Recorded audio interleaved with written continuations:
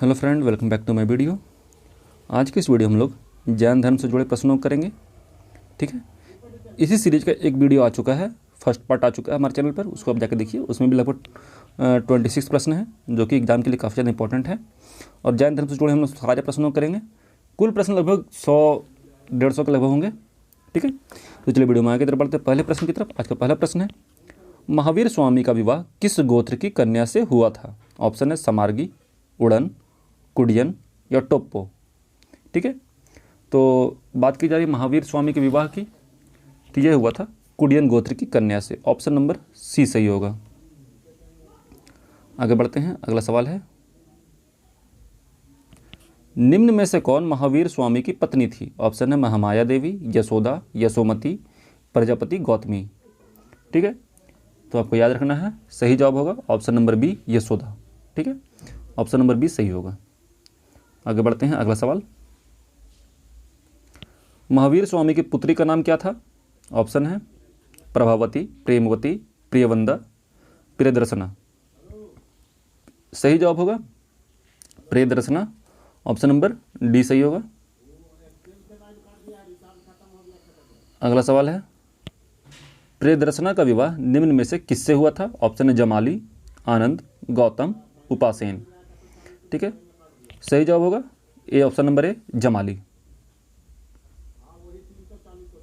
आगे बढ़ते हैं,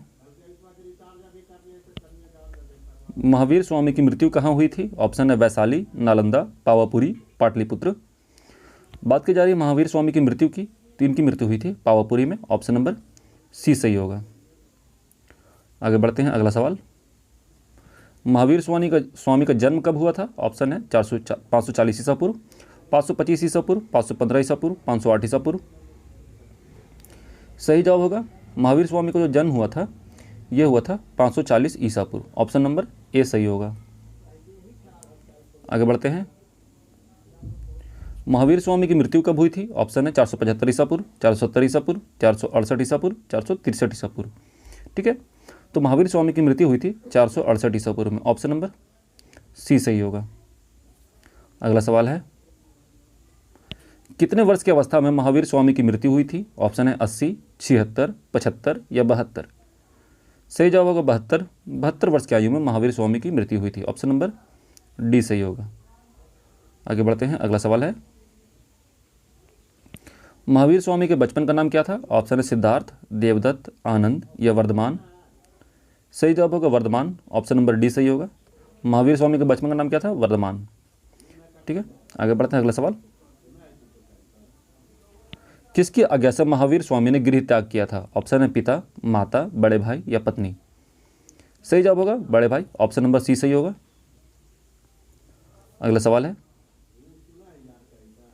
महावीर स्वामी के बड़े भाई का नाम क्या था? ऑप्शन है गोपाल वर्धन, नवीन वर्धन, नंदी वर्धन, गौतम वर्धन। सही जवाब होगा नंदी वर्धन। ठीक है, ऑप्शन नंबर सी सही होगा। आगे बढ़ते हैं, अगला सवाल, गृह त्याग के कितने माह बाद महावीर स्वामी ने वस्त्र त्याग किया था? ऑप्शन है 18 माह, 15 माह, 13 माह या 11 माह। बात की जा रही महावीर स्वामी के वस्त्र त्याग करने की, तो ये इन्होंने किया था गृह त्याग करने के 13 माह के बाद। ऑप्शन नंबर सी सही होगा। आगे बढ़ते हैं, अगला सवाल, महावीर स्वामी को कितने वर्ष की अवस्था में ज्ञान की प्राप्ति हुई थी? ऑप्शन है 45, 43, 42 या 40।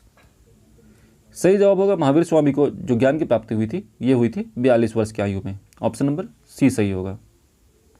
आगे बढ़ते हैं, अगला सवाल, महावीर स्वामी को कितने वर्षों की तपस्या के बाद ज्ञान की प्राप्ति हुई थी? ऑप्शन है 10, 11, 12 या 13।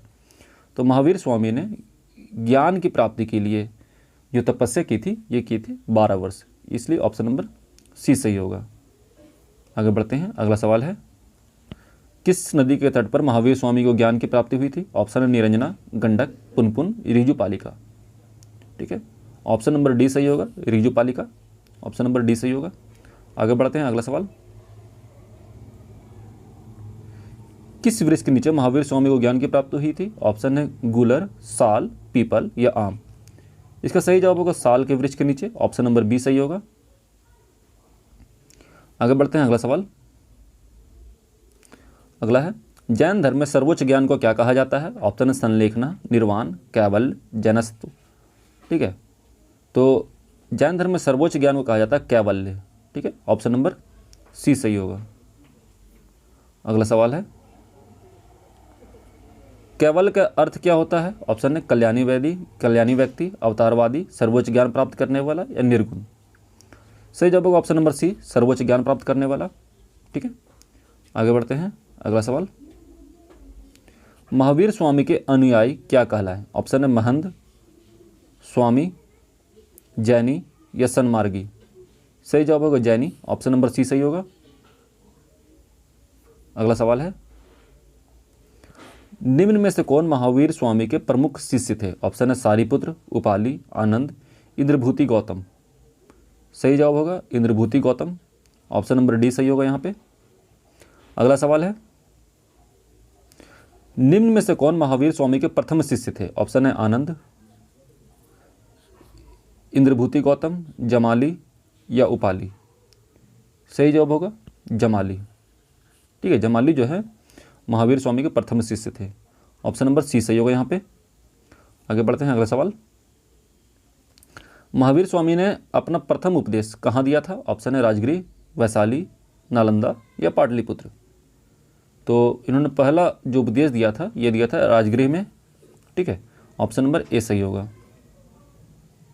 अगला सवाल है, निम्न में से कौन महावीर स्वामी के अनुयायी था? ऑप्शन है प्रद्योतसेन, उदयन, बिंबिसार या एबीसी तीनों। सही जवाब होगा ऑप्शन नंबर डी, एबीसी तीनों।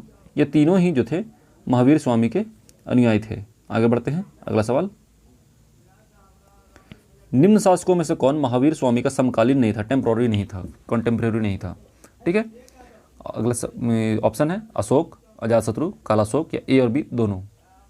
सही जवाब होगा ए और बी दोनों। ये दोनों ही जो थे महावीर स्वामी के समकालीन नहीं थे, ये बौद्ध धर्म के गौतम बुद्ध के समकालीन रहे हैं। सॉरी, गौतम बुद्ध के भी समकालीन नहीं थे ये। आगे बढ़ते हैं। अगला सवाल है, त्रिरत्न किस धर्म का सिद्धांत है? ऑप्शन है जैन, आजीवक, शैव या बौद्ध। ठीक है, तो त्रिरत्न जो है वो जैन धर्म का सिद्धांत है। ठीक है, अगला सवाल है, निम्न में से कौन जैन धर्म के त्रिरत्न में शामिल है? ऑप्शन है सम्यक ज्ञान, सम्यक कर्म, सम्यक विश्वास या एबीसी तीनों। सही जवाब होगा एबीसी तीनों।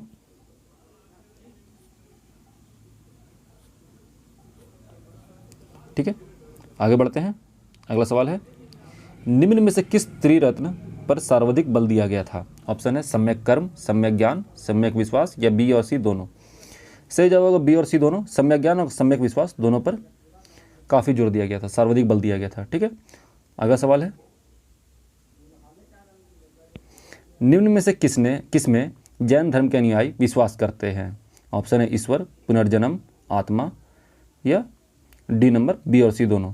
इसका जवाब डी, बी और सी दोनों होगा, पुनर्जन्म और आत्मा दोनों में विश्वास करते हैं जैन धर्म के अनुयायी। ठीक है, ऑप्शन नंबर डी सही होगा।